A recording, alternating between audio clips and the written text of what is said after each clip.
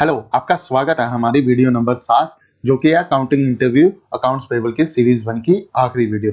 इस वीडियो में हम कंप्लीटली डिस्कस करेंगे एडवांस इंटरव्यू क्वेश्चन जो बेस्ड होंगे GST entry, TDS, RCM, accrual and provision. During an interview आपका हायरिंग मैनेजर आपसे क्या पूछता है कि वो सिंपल बेसिक एंट्री पूछेगा या कोई ऐसी सिचुएशन बताएगा कि आप इसके थ्रू क्या एंट्री पास करोगे अपनी बुक्स में। तो आज हम उन्हीं मोस्ट इंपोर्टेंट की एंट्रीज की बात करेंगे जो इंटरव्यू में पूछी जाती हैं। मेरे को इस फील्ड में 8 साल का एक्सपीरियंस है। ये एक्सपीरियंस टोटली मैं आज आपके साथ शेयर करूंगा। चलिए स्टार्ट करते हैं हम पहले क्वेश्चन से। सबसे पहले हम समझेंगे कि क्या होता है। Explain how to handle a situation where input credit is claimed on capital good used for partially for exempted supply. अब इसमें सबसे पहले हमसे इस इक्वेशन को तोड़ेंगे। सबसे पहले अगर कोई भी एंट्री आपने करनी है ना तो आप उस एंट्री को तोड़ दीजिए। आप कैपिटल गुड खरीदा है, ठीक है। कैपिटल गुड्स मींस कि यहाँ तो कोई फिक्स एसेट खरीदा गया, ठीक है। यहाँ तो कोई फिक्स एसेट खरीदा, यहाँ कोई ऐसी मशीनरी खरीदी गई है जिसका यूज बिजनेस में करते हैं, ठीक है। अब उसमें क्या हुआ कि उसने बोला हमें कि उसमें पार्शियली अजम्प्ड सप्लाई भी होती है, ठीक है, और टैक्सेबल सप्लाई भी होती है। अब जीएसटी का रूल क्या कहता है कि जो टैक्सेबल सप्लाई है उसको आप जीएसटी क्लेम कर सकते हो, ठीक है। और जो आपकी अजम्प्ड सप्लाईज हैं, ठीक है, उसको आप एज ए अजम्प्ट करके सेक्शन 42 और 43 में रिवर्सल दिखा के उसको एज ए एक्सपेंस ट्रीट कर सकते हो, ठीक है। हाँ, इसका सीधा सीधा लॉजिक है कि इस अजम्प्ट सप्लाई को हम अपने आईटीसी में दिखा के इसको आउटपुट आईजीएसटी के साथ या आउटपुट जीएसटी के साथ सेट ऑफ नहीं कर सकते, ठीक है। चलिए अब समझते हैं इसको कैसे इसका समझेंगे। When capital goods are used for both taxable and exempt supply, input tax credit need to be proportionally reversed under 43 of GST rule. किस रूल के अंदर सेट ऑफ होती है? 42 एंड 43 के अंदर। और उसके बाद इसकी एंट्री कैसे पास आउट करनी है हमने? एंट्री वही सिंपल, ठीक है, जैसे हम परचेज की एंट्री करते हैं, बट इसमें क्या करेंगे, कैपिटल एसेट को डेबिट कर देंगे। डेबिट जब जब हम परचेज करेंगे, बट डज नॉट मैटर कि वो इन्वेंट्री की परचेज हो, वो एक्सपेंसेस हो या फिक्स एसेट हो, डेबिट में हमेशा हमारे एसेट ही रहेंगे। अगर एक्सपेंसेस है तो डेबिट में हमेशा एक्सपेंसेस रहेंगे अंडर पीएनएल अकाउंट। अब यहाँ पे कैपिटल एसेट डेबिट हुए अंडर एसेट अकाउंट, ठीक है। उसके बाद डेबिट हमने जो भी हमारा इनपुट देगा, डज नॉट मैटर कि सीजीएसटी, एचजीएसटी और आईजीएसटी है। उसके बाद क्रेडिट किसे कर देना हमने? अपने अकाउंट्स पेबल हमारे वेंडर को। ये तो होगी आपने इनवॉइस की बुकिंग। अब यहाँ पे पार्ट 1 तो कंप्लीट होगा, पार्ट 2 आता है, ठीक है। इसमें क्या आएगा कि हमें जो रिवर्स करना ना इनेजिबल आईटीसी, उसको कैसे रिवर्सल दिखाना। फॉर एग्जांपल आपने उसी मशीनरी के थ्रू जो आपकी सेल आई वो 100 रुपए की आई, उसमें से 60 रुपए टैक्सेबल है और 40 रुपए अजम्प्ट सप्लाईज है। तो आपने 40 रुपीज के जो भी सप्लाईज हैं, जो भी रेशियो बैठेगी उसके बेसिस से पे आपने इसको रिवर्सल दिखा लेना। अब इस 40 रुपीज को, फॉर एग्जाम्पल यहाँ पे 100 रुपए का उसका आईटीसी क्लेम किया था, 60 रुपए उसको एज ए आप आईटीसी ट्रीट कर सकते हो, ठीक है। और 40 रुपीज को आपने क्या करना है, इनएलिजिबल आईजीएसटी दिखा देना है। अब यहाँ पे रिवर्सल कैसे कर देना है, आपने डेबिट कर देना अपने एक्सपेंसेस अकाउंट, जिसे बोला जाता है इनएलिजिबल जीएसटी अकाउंट या नॉन क्रेडिटेबल आईटीसी अकाउंट। सभी कंपनियों में इसका एक अलग सेटअप बनाया जाता है जिसमें सारी कंप्लीटली एंट्री को सेटअप किया जाता है। आप अपने हिसाब से देख लेना। उसमें उसके बाद क्रेडिट आपने कर देना जिस अकाउंट में आपने ये डेबिट वाला अकाउंट यूज किया होगा, ठीक है। आपकी एंट्री क्या हो जाएगी, कंप्लीटली पास में। अब बढ़ते हैं हम नेक्स्ट पे।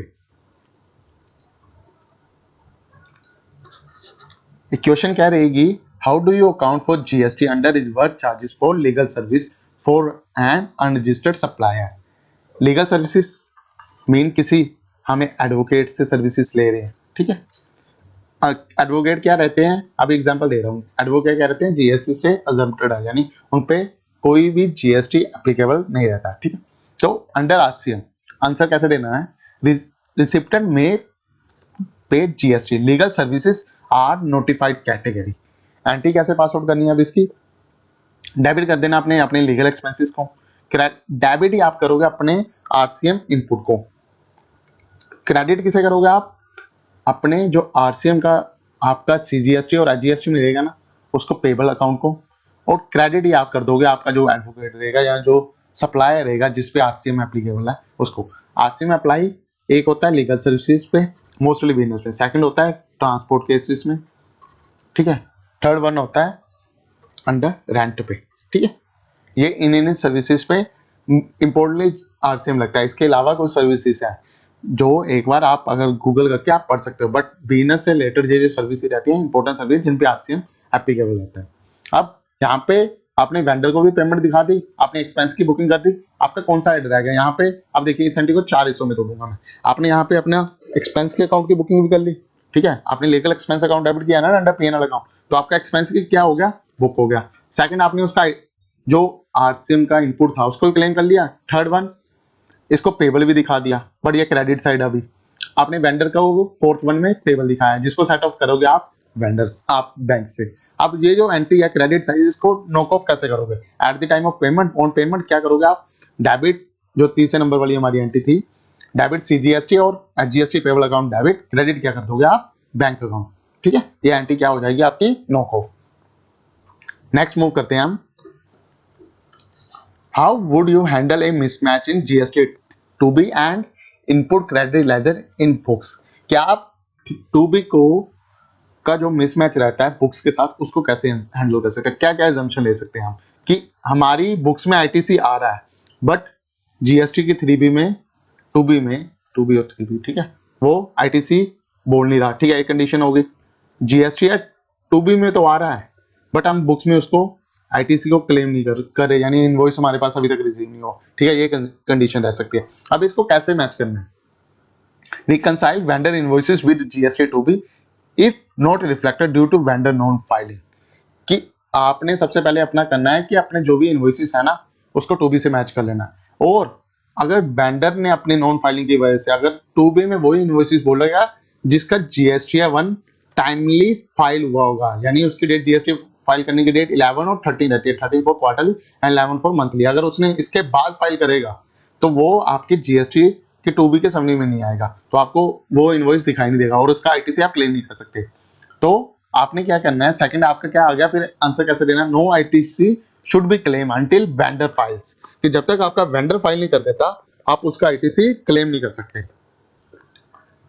देन उसके बाद, ठीक है, make provision for disallowed ITC. ठीक है, क्या प्रोविजन आपने बनानी है कि आपका जो आईटीसी है वो डिसअलाउड है? तो आपने क्या एंट्री पास करनी है? जो आपने डेबिट एक्सपेंसेस किया होगा, ठीक है, उसको डेबिट कर देना। क्यों? एक्सपेंस की बुकिंग अगर आपका आईटीसी यहाँ पे बोलेगा ही नहीं। फॉर एग्जांपल मैं अगर बात करूँ तो eight the time of expense booking मैंने क्या एंट्री मारी थी? एक्सपेंसेस, जिस पे जीएसटी लगा था, अकाउंट डेबिट, डेबिट किया था, फिर मैंने अपने जीएसटी इनपुट को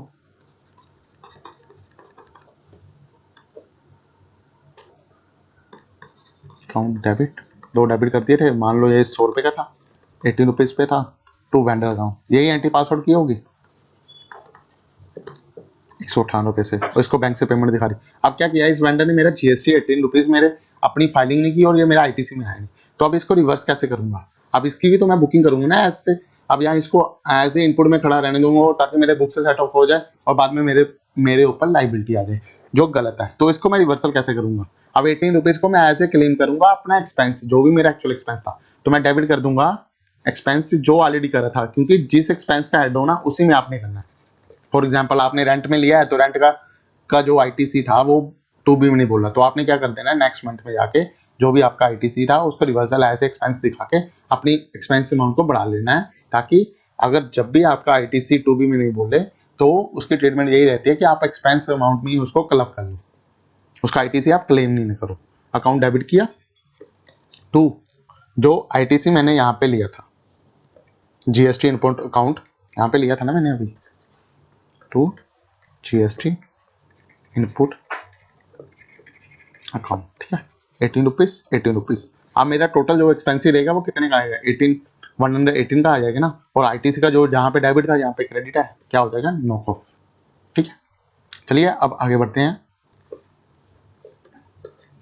चलिए अब नेक्स्ट बढ़ते हैं fourth number. What is the accounting treatment of TDS deductor what not deposited by the deductor? कि आपका ड्यूरिंग एंड सेल, कि आपका टीडीएस तो जो था जिसको आप सप्लाई करते हो उसने आपका टीडीएस तो काट लिया बट उसने टीडीएस डिपॉजिट नहीं करा, तो क्या एंट्री रहनी चाहिए?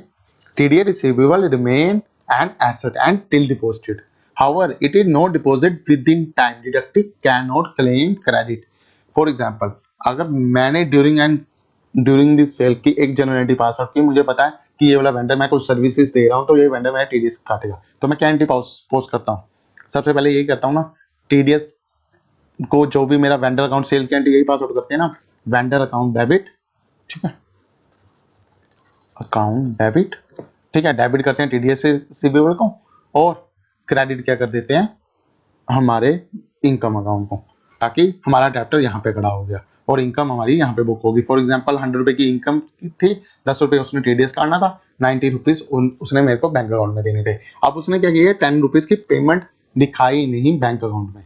अब इसकी ट्रीटमेंट कैसे करेंगे, अब ये 10 रुपीज आपके कहाँ शो करते हैं, क्योंकि टीडीएस रिसीवेबल अंडर शो करता है, ये हमारे करंट एसेट में शो करते हैं, ये हमारे करंट एसेट में शो करेंगे, ये हमारे अंडर पीएनएल अकाउंट इनकम में शो करेंगे। अब आपने प्रोविजन क्या लेनी है, ठीक है, make create provision for doubtful TDS, 20 क्या पासवर्ड करनी है आपने, प्रॉफिट एंड लॉस टीडीएस का जो लॉस रहेगा अकाउंट डेबिट, क्रेडिट क्या कर देना है, provision for doubtful TDS account, ठीक है, जो आपने अंडर एसेट इसको सेट ऑफ कर देना। यहाँ पे आपने टीडीएस का रिसीवेबल बनाया और यहाँ पे आपने एक प्रोविजन बना दी, क्या ये आएगा तो मैं क्लेम कर लूंगा, अदरवाइज मैं इसको क्लेम नहीं करूंगा, ये मेरा कंपनी का लॉस हो गया। फॉर एग्जांपल यहाँ पे वेंडर कंपनी वाइंड अप हो जाती है, XYZ रीजन आ जाता है, तो क्या आप उसका टीडीएस क्लेम कर पाओगे, कभी नहीं कर पाओगे।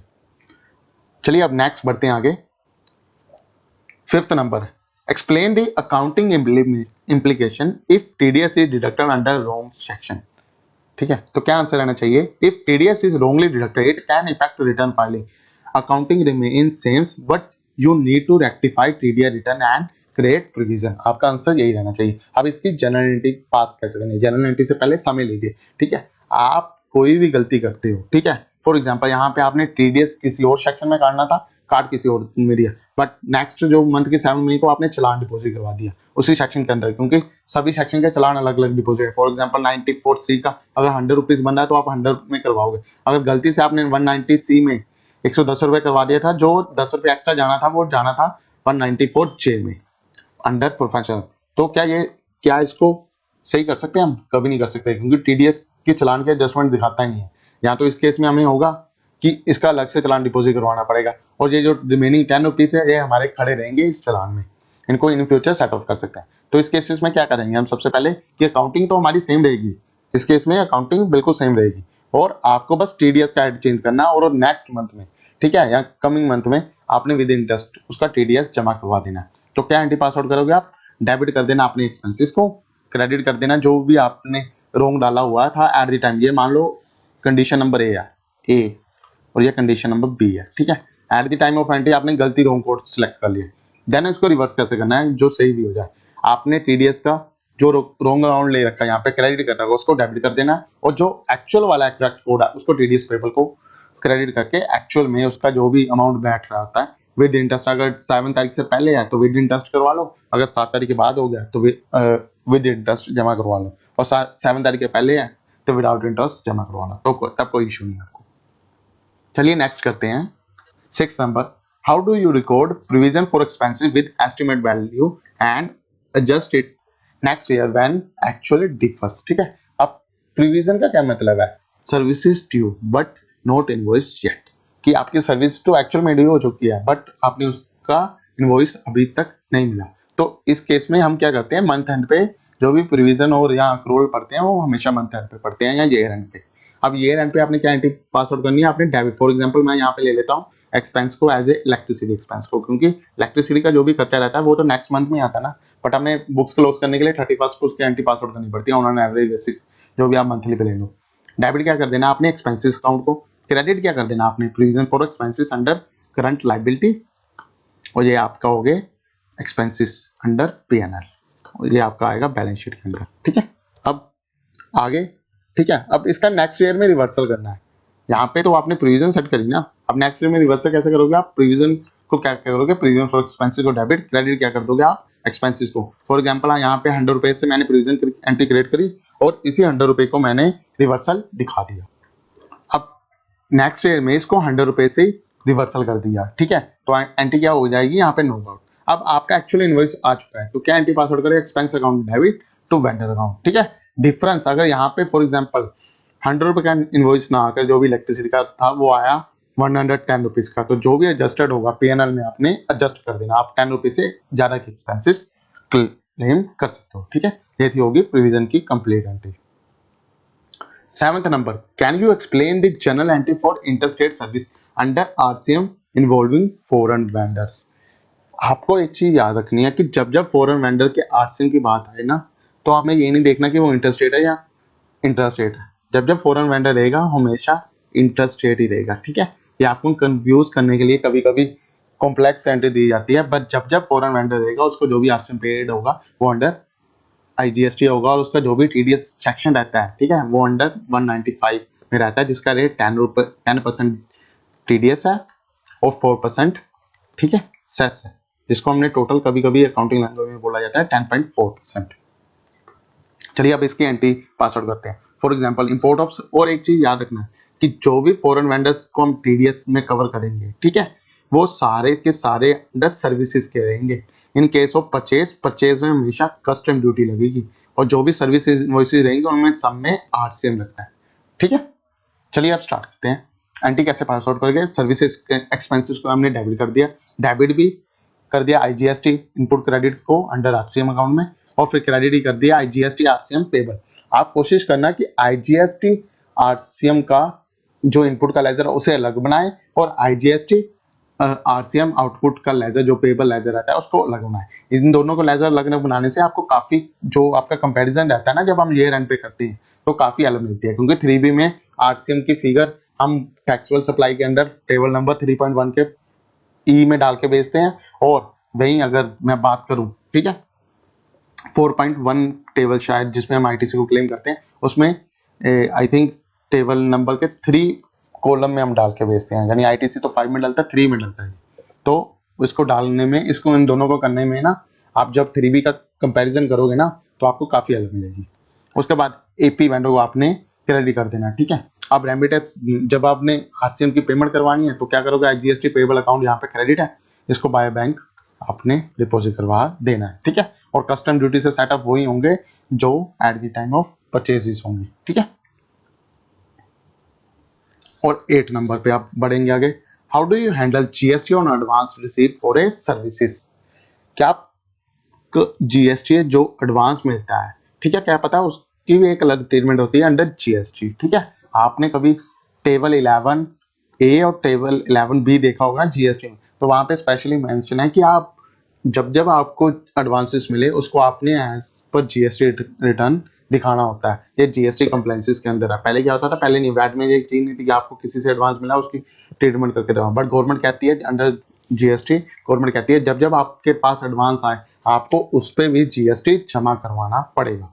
तो इसकी एंट्री क्या पास आउट करेंगे, GST applicable on advance for services, ठीक है। ये सारा क्या है, सर्विसेज में है, ठीक है, गुड्स में नहीं है। गुड्स में तो आपको पता ही है कि जब भी आप किसी मैन्युफैक्चरर के साथ काम करते हो या बड़े हाउस के साथ काम करते हो वो आपको सिंपली कहते हैं कि 50% एडवांस कर दो, आप 50% eight the time of delivery को। तो इस केस में नहीं है, बट जब जब सर्विसेज का केस रहता है तो गवर्नमेंट की क्या कंडीशन है कि जब भी आपके पास एडवांसेस की पेमेंट आए तो आपको उसको एज ए जीएसटी इनकम दिखानी पड़ेगी। तो क्या एंट्री पास आउट करोगे, डेबिट करोगे आप बैंक, क्रेडिट क्या कर दोगे आपका, क्योंकि जब मैं बैंक में पैसा आएगा तो क्या बैंक में पैसा आया होगा ना, आप जब भी वेंडर से एडवांस में मंगवा दो तो एक चीज का ध्यान रखना, उस पर बोलना कि जीएसटी को अलग से डालेगा वो, यानी कि आपने 5 लाख रुपया आपको डाल दिया जिसपे 18% लगता है सर्विसेज के, इसमें आपने क्या किया, मोटा मोटा जो भी आपका 90,000 बैठेगा, 90,000 के करीब बैठेगा, आपने गवर्नमेंट को डिपॉजिट कर दिया 4 लाख, आपने बोल दिया एडवांसेस, हालांकि गलत है ये। आपने जब भी पेमेंट मंगवानी है उससे बात करके, हालांकि बात हो जाती है कि उसको बोलना है कि मेरे को ये इस एडवांसेस पे जीएसटी जमा करवाना पड़ेगा, आप मेरे को जीएसटी की पेमेंट अलग से डालो, तो वो मान जाते हैं। तो इस केस में बैंक में पैसा आया पूरा पूरा advance for customer, for example यहाँ पे आया 5 लाख समथिंग, ठीक है, जिसमें से क्या नाम है कस्टमर का गया 4 लाख समथिंग, और बाकी का रिमेनिंग हमने क्या दिखा दिया इसको, जीएसटी पेबल। अब जब इनवॉइस काटेंगे तो क्या एंट्री पास आउट करेंगे, डेबिट कर देंगे हम अपने कस्टमर को, क्रेडिट कर देंगे सेल, क्योंकि इस पे जीएसटी तो ऑलरेडी पेड कर चुके हैं ना, ठीक है, जिसकी सेटलमेंट हम करते हैं टेबल 11 और टेबल 11B में, ठीक है।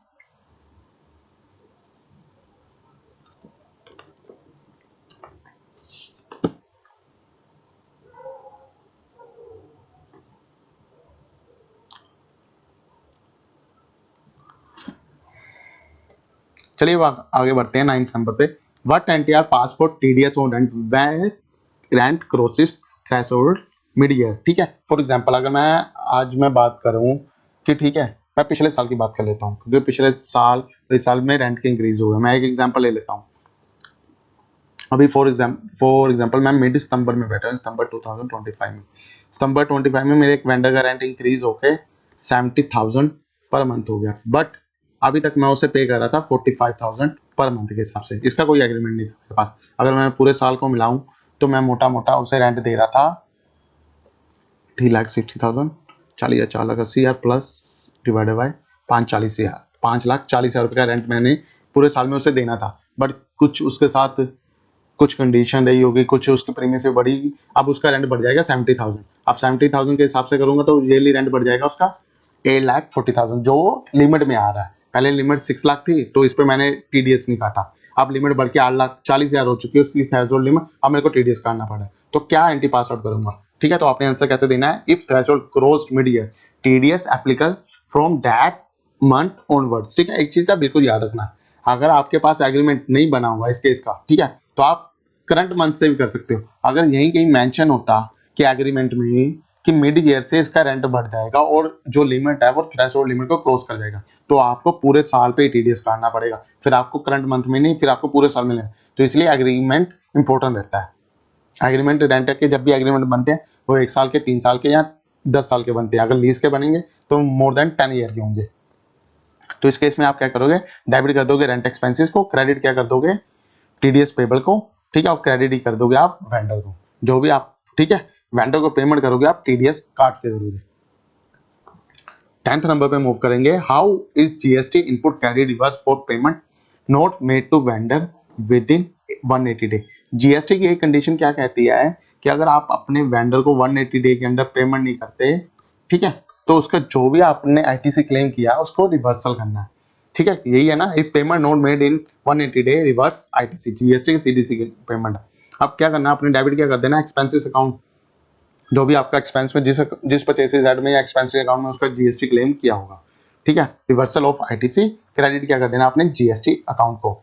व्हेन पेड लेटर रिक्लेम, अगर आपने फॉर एग्जांपल ये परचेसेस आपने की थी 1 अप्रैल 2025 को, ठीक है, आपने उसकी पेमेंट 30 सितंबर 2025 तक नहीं करी, तो आपने 30 सितंबर को ये एंट्री 6 मंथ हो गए ना, पूरे 180 डे हो गए ना 6 मंथ, तो इस केस में क्या कर देना, ये वाली एंट्री पास आउट कर देना। अगर वही मैं बात करूं व्हेन पे लेटर रिक्लेम, अगर यही पेमेंट आपने 15 अक्टूबर को उसे कर दी, ठीक है, तो आपने इसी चीज को रिक्लेम कर लेना है। डेबिट फिर से आपने कर देना जीएसटी, और क्रेडिट जिस अकाउंट में लेकर दिए होंगे एक्सपेंसिव अकाउंट को, उसको क्या कर देना आपने, रिवर्स।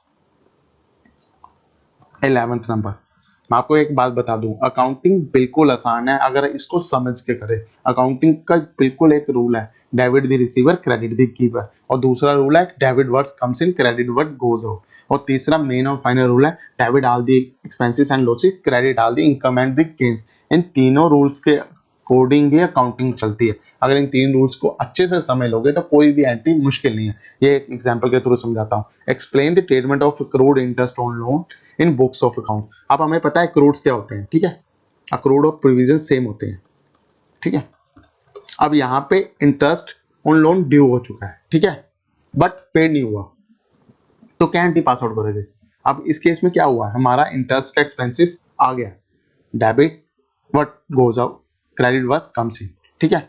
अब डेबिट दी रिसीवर क्रेडिट दी गिवर। अब इस केस में क्या हुआ, तो तीसरा रूल क्या था हमारा, debit all the expenses and losses credit all the income and gains. अब यहाँ पे एक्सपेंसेस की ट्रीटमेंट है तो नॉमिनल अकाउंट यूज करेंगे ना, debit all the expenses and losses credit all the income and gains. अब डेबिट क्या हो रहा है, एक्सपेंसेस डेबिट हो रहे हैं, क्रेडिट क्या हो रहा है, जो हमारा रेयर अकाउंट है, ठीक है, इसको क्योंकि इसको लायबिलिटी में खड़ा कर दिया ना अब हमने, ठीक है, अक्रूड इंटरेस्ट पेबल, यहाँ पे इसको एज एक्सपेंस ट्रीटमेंट कर दी। अब जब पेमेंट करेंगे तब debit words comes in credit word goes out. अब यहाँ पे बैंक से पैसा चला गया, ठीक है, बैंक से पैसा क्या हुआ, गोज आउट हो गया, और अक्रूड इंटरेस्ट के अकाउंट में चला गया, ठीक है, तो क्या रहेगी, ये वाली एंट्री पास आउट करके इसको नॉक ऑफ कर देना।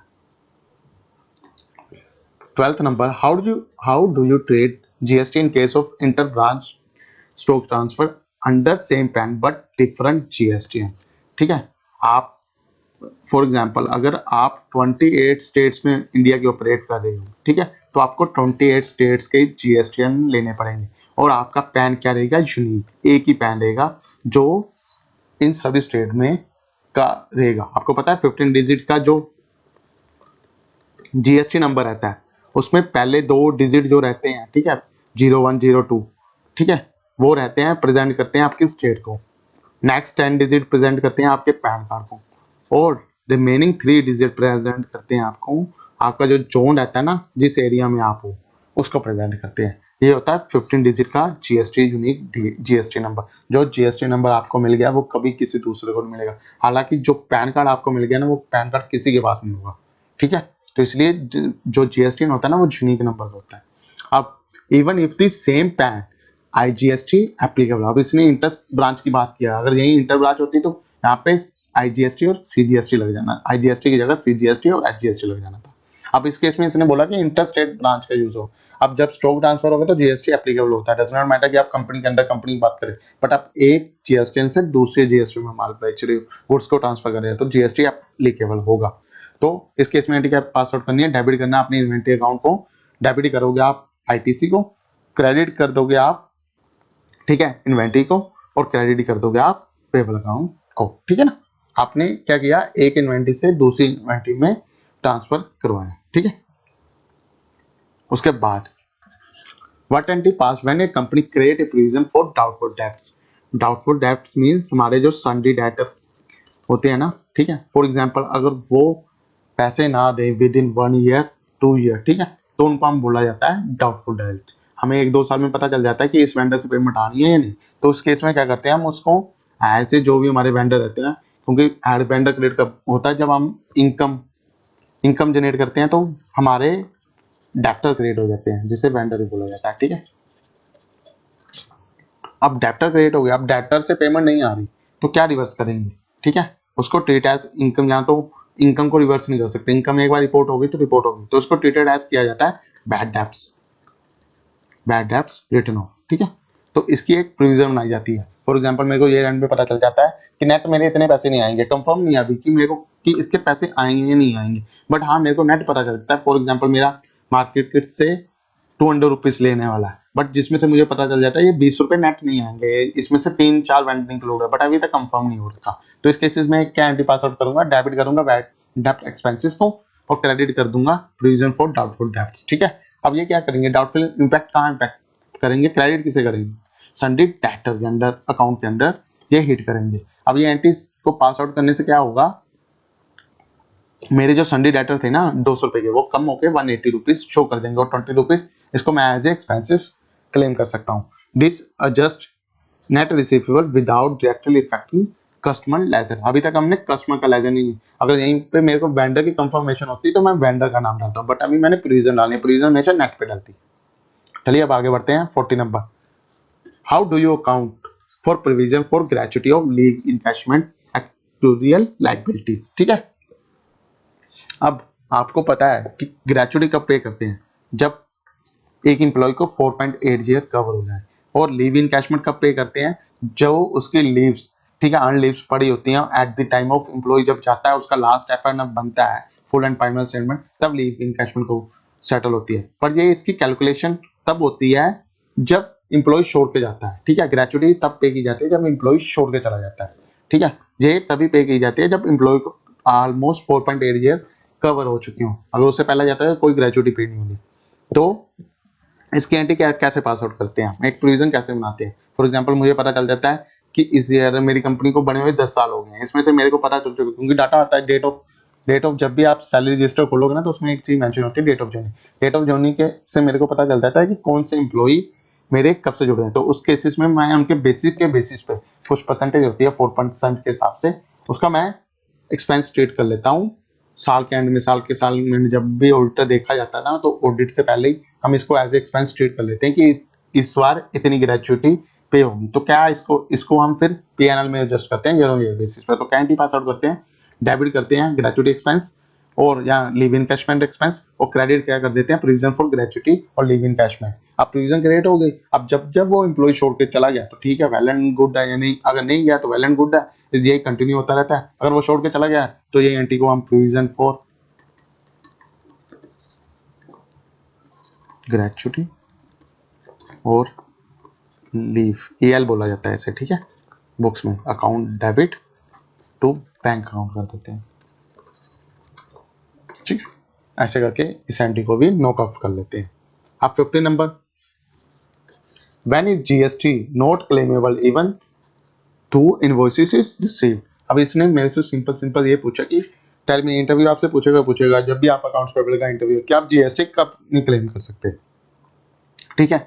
अगर आपके पास इनवॉइस आने के बाद भी आप GST कब नहीं क्लेम कर सकते, पहली कंडीशन है इफ गुड और services note receive. For example आपके पास इनवॉइस आ गया बट उसकी सर्विसेज और गुड्स अभी आप तक डिलीवर नहीं हुए, क्या पता जब डिलीवर होंगे तब इशू कोई क्रिएट हो, सर्विसेज आपके पास आएंगी नहीं, तो क्या उसका GST क्लेम कर सकते हो? नहीं, ठीक है। फॉर एग्जांपल नेक्स्ट मैं बात करूंगा, वेंडर ने अपनी रिटर्न नहीं फाइल करी तो आपके GST 2B में नहीं आया डाटा, तो क्या उसका GST क्लेम कर सकते हो? नहीं, ठीक है। इनवॉइसेस ओल्डर देन दी अलोड पीरियड, ठीक है, 30 नवंबर, यानी उस इनवॉइसेस को आ चुके हैं मोर देन 6 मंथ हो चुके हैं, ठीक है, तो उसका GST क्लेम कर सकते हो? नहीं कर सकते। और next, ITC is ineligible. Ineligible means, ineligible का मतलब समझ लीजिए, फॉर एग्जांपल मेरी कंपनी ऑल इंडिया ऑपरेट कर रही है बट उसने GST ले रखा है सिर्फ और सिर्फ हरियाणा का, ठीक है। अब उसने क्या किया, पंजाब में एक प्रीमिसेस रेंट पे ली और उस पे जो लैंडलॉर्ड थे ना उसने मंथली रेंट चार्जेस किया 50,000 प्लस 9K GST, ठीक है, टोटल पेमेंट होगी 59K की, ठीक है। अभी मैं TDS का पार्ट नहीं लेता। अब मेरे को 59K पे करना, मैंने पे भी कर दिया बैंक के थ्रू। अब ये 9K था ना, ये मेरे एज ए ITC में बोला, यानी मेरी GSTR 2B में बोला, ये कंडीशन है, ठीक है, कंडीशन समझना। अब मैं क्या इसका GST ले सकता हूँ? सबसे पहले समझिए, आपकी पार्टी रजिस्टर्ड है हरियाणा में, प्लेस ऑफ सप्लाई जो आपकी रेंट की हो रही है वो हो रही है पंजाब में, उसका आप GST ले नहीं सकते। GST आप उन्हीं सर्विसेज का ले सकते हो जो डायरेक्ट इंपैक्ट तो बिजनेस कर रही है, ये बिजनेस इंपैक्ट पंजाब में कर रही है, तो इसलिए आप इसका ITC क्लेम नहीं कर सकते, ये इनएलिजिबल है। ऐसी कई कंडीशंस होती हैं जो आप, जो बिजनेस है रेलिवेंट नहीं, आप उन्हीं गुड्स का ITC ले सकते हो जो रेलिवेंट टू बिजनेस। अगर मैं बात करूँ, मैंने आज ही एक गाड़ी बुक कर ली थार की कॉस्ट पड़ी मेरे को 21 लाख की, जिसमें ऑलमोस्ट मैंने GST 14% अराउंड उसका GST आता है 2,98,000 के आसपास GST। जब मैं थार बाय करूंगा मैं तब पे करता हूँ, ठीक है। अब 2.9 लाख, क्या इस थार मैंने पर्सनल यूज के लिए, क्या इसका GST क्लेम कर सकता हूँ? नहीं कर सकता, क्योंकि ये बिजनेस के लिए यूज नहीं कर सकता। अगर यही मेरी टैक्सी सर्विसेज होती, मैं एज ए टैक्सी सर्विसेज जो ट्रांसपोर्ट सर्विस रजिस्टर्ड हुआ होता, तो मैं इसका क्लेम कर सकता, मैं बोल देता कि थार को मैं एज ए बिजनेस पर्पज के लिए यूज कर, बट मेरा अगर बिजनेस मैं कर रहा हूँ मैन्युफैक्चरिंग ऑफ टेक्सटाइल, तो क्या थार का क्लेम कर सकता हूँ? नहीं कर सकता। तो ये कंडीशंस होती हैं कि आपने कैसे ITC को इनएलिजिबल दिखाना है, कॉमन सर्विसेज दिखाना है या अजम्प्ट सर्विसेज दिखाना है, ठीक है। तो इस केस में क्या करते हैं, जो हमारे ITC का पार्ट होता है ना, हम इसको expenses is booked with full of cost. हमने ऊपर जो प्रायर एंट्री किया था उसमें देखा होगा ना, एक्सपेंसेस जिसका हमें ITC नहीं मिला, फॉर एग्जांपल XYZ, उसका ITC हम क्लेम नहीं कर पाए, तो हमने क्या एंट्री पास आउट करे थे? ITC नोट क्लेम की एंट्री क्या पास आउट करी थी हम ऊपर? आप बताइए मेरे को, माइंड से सोचिए। यही एंट्री पास आउट करे थे ना, पहले हमने एक्सपेंसेस के टाइम पे तो उसको क्लेम कर लिया था। अब जब सेकंड एंट्री पास आउट करते हैं, expenses account debit to ITC, जो हमारा GST था, कुछ भी था, ठीक है, GST था, इसमें GST कोई भी हो सकता है, अकाउंट क्रेडिट। पहले इसको GST डेबिट साइड में बुक किया था, जब पता चला कि ये ITC हमारी बुक्स में आ नहीं रहा तो इसका रिवर्सल दिखाया गया था। चलिए अब आगे बढ़ते हैं।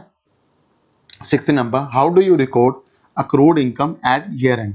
Accrued income means recognize income earned but not billed. आपको पता है सर्विस केसेस में आपने कभी जियो का पैक लिया पूरा कंप्लीटली, जो आता है 3.5K का, यानी 3,500 का एक एनुअली पैक आता है ना, जिसमें आपको 365 डे देते हैं। आपने कभी सोचा है कि इसकी इन्वॉइसिंग कैसे होती होगी? आप अकाउंट्स के बंदे को कभी सोच के देखना, क्या वो आपका जो दिया वो 3,500 रुपया, वो आपने अप्रैल में पेमेंट करी, मैं अभी अप्रैल की बात करूँ, तो उसको ऐसे अप्रैल में ट्रीटमेंट दिखा देता है? नहीं, वो इसकी ट्रीटमेंट कैसे दिखाता है? मंथ ऑन बेसिस पे, ठीक है। और अगर मैं बात करूं, कुछ सर्विसेज की ऐसी होती हैं ऐसे, अगर मैं मान लूँ यहाँ पे मैं दिल्ली जल बोर्ड के लिए काम कर रहा हूँ या मैं BIS के लिए काम कर रहा हूँ, ठीक है, या कुछ ऐसी सर्विस के लिए काम कर रहा हूँ, जैसे मैं बात कर रहा हूँ गूगल की, गूगल एड्स चलती है ना, कंपनी सभी चलाती है आज की डेट में गूगल एड्स। गूगल एड्स का जो बिल है 31 को आता है, ठीक है, जिस पे डेट 31 रहती है। वो कभी कभी बिल जो गूगल एड्स का बिल है वो हमें रिसीव होता है 7 तारीख के बाद। अब 7 तारीख को तो हमारी जीएसटी चली जाती है या टीडीएस चली जाती है, तो क्या उसको क्लेम कर सकते हैं? नहीं कर सकते हैं। तो इस केसेस में हम क्या करते हैं, अगर मैं क्या कर सकता हूँ कि कुछ ऐसी सर्विसेज जो ड्यू हो चुके हैं बट उसका इनवॉइस नहीं होता, तो उस केसेस में क्या बुक करता हूँ, डेबिट करता हूँ अक्रूड और इनकम रिसीवेबल अकाउंट जो अंडर रहता है करंट एसेट, क्रेडिट क्या कर देता हूँ इनकम अंडर पीएनएल, ठीक है। अक्रूड रेवेन्यू की जब भी एंट्री की बात करें, accrued revenue mean service due हो चुकी है बट उसका इनवॉइस नहीं हुआ अभी तक, ठीक है। 70 number, explain the accounting treatment for GST refund receivable, ठीक है। आपने कभी सोचा है कि जीएसटी रिफंड कभी कभी पार्टियों को मिलता है, वो किस केसेस में मिलता है? केसेस बहुत है कि आप मैन्युफैक्चरिंग कर रहे हो, जब आप एट द टाइम ऑफ कुछ ऐसी सर्विसेज बाय कर रहे हो जिनके रेट 18% है और जब आप सेल कर रहे हो वही रेट 5% है, तो इसमें गवर्नमेंट क्या कहती है कि जो रिमेनिंग का 13% है ना वो आप हमसे क्लेम कर लीजिए, ठीक है। तो इस केसेस में क्या एंटी पासवर्ड करते हैं, जीएसटी रिसीवेबल तभी मिलेगा जब आपके आईटीसी में इनपुट टैक्स क्रेडिट में बैलेंस पड़ा हुआ है, ठीक है। तो क्या एंटी पासवर्ड करेंगे, GST refund receivable credit input GST, ठीक है, रिफंड फाइलिंग करने के लिए। व्हेन रिफंडेड हो जाए तो आपका यही अकाउंट डेबिट था, बैंक में आके क्रेडिट, जब बैंक में पैसा आएगा बैंक अकाउंट डेबिट, ये अकाउंट क्रेडिट हो जाएगा, तो क्या एंटी हो जाएगी, नो कॉफ, ठीक है। ये थी। अब what is the impact of under provision for expenses at year, यानी मींस कि क्या इम्पैक्ट रहता है कि अगर आप प्रोविजन को अंडर प्रोविजन करो, मींस कम से रिकॉर्ड करो, तो आपकी जो क्या होगी, under state expenses and liability, over state is profit and net asset, कि आपकी जो भी एक्सपेंसेस है अंडर स्टेट रह जाएंगे और लायबिलिटी कम ट्रीटेड होगी और आपके प्रॉफिट है और नेट एसेट बढ़ जाएंगे, क्योंकि जब जब लायबिलिटी इंक्रीज होगी एसेट क्या होंगे, बढ़ेंगे। Should be corrected bye general adjustment when identify, आपको जब जब ये ऐसी एंट्री मिले जिसमें गलत बुकिंग हो रखी है प्रोविजन की, तो आपने आपका पहला काम रहता है उसको ट्रीटमेंट को सही करना, ठीक है। ऑडिट होने के बाद, ऑडिट से पहले क्रॉस चेकिंग जब भी करनी है आपने। 90 number, how do you account for GST paid under protest और लिटिगेशन, ठीक है, कि आपने गवर्नमेंट ने आपको बोल दिया, ठीक है, फॉर एग्जांपल आपने डीएससी 3 का नाम तो सुना ही होगा, उन्होंने सुना है जो जीएसटी, ठीक है। हुआ क्या, कोई एक केस लग गया कि जीएसटी एज पर रूल, आपने रूल पढ़ रखा था कहीं, आपने बोला कि इस पे जीएसटी नहीं लगता, मैं बिना जीएसटी की पेमेंट कर दूंगा, ठीक है। बट गवर्नमेंट के साथ केस, गवर्नमेंट अथॉरिटी के साथ केस लगता है, आए दिन लगता है, तो उसमें क्या हुआ, सबसे पहले आपने तो बोल दिया उसको कि मैंने पेमेंट कर दूंगा बट इसका मैं बाद में क्लेम कर लूंगा, ठीक है। तो क्या एंट्री पास आउट करनी है, GST recoverable under protest credit क्या कर देना, बैंक, इसको आपने रखना है करंट एसेट में, क्यों, ये रिकवरी आ जाएगी, ठीक है। अगर ये it is contingent asset under विडिट disclose under contingent asset in notes, ठीक है, यहाँ तो इसको करंट एसेट में रख लो, यहाँ बैलेंस शीट के नीचे ना, कभी ध्यान से पढ़ा होगा किसी ने, कंटीजेंट लायबिलिटी और कंटीजेंट एसेट आते हैं, वो एसेट जो अंडर प्रोटेस्ट होते हैं या वो लायबिलिटी जो अंडर प्रोटेस्ट होती है, कि मींस उन पे अगर इन फ्यूचर कभी कुछ भी एक्शन आया है हमें, तो हमें वो लायबिलिटी पेड करनी पड़ेगी या हम उसको क्लेम करेंगे, ठीक है। 20 number, how do you record TDS on commission where surcharge and cess is applicable, ठीक है। तो कमीशन पे आपको पता है कई कमीशन ऐसे हैं जिसमें टीडीएस भी लगता है और सेस भी लगता है, लोटी के बारे में तो सुना ही होगा, ठीक है। अब कमीशन के अकाउंट में तो कैसे आपने करनी है, सबसे पहले आपने आपकी टीडीएस है ना, जो टीडीएस पे आप लोग मांगोगे उसमें आपने अपने सेस को भी इंक्लूड करना है, सरचार्ज भी इंक्लूड कर लेना है। तो डेबिट क्या कर देना आपने, कमीशन एक्सपेंसेस डेबिट, क्रेडिट कर देना आपने टीडीएस जो जिसके आप पेमेंट करोगे, क्रेडिट कर देना आपने पेबल नेट टू एजेंट, ठीक है।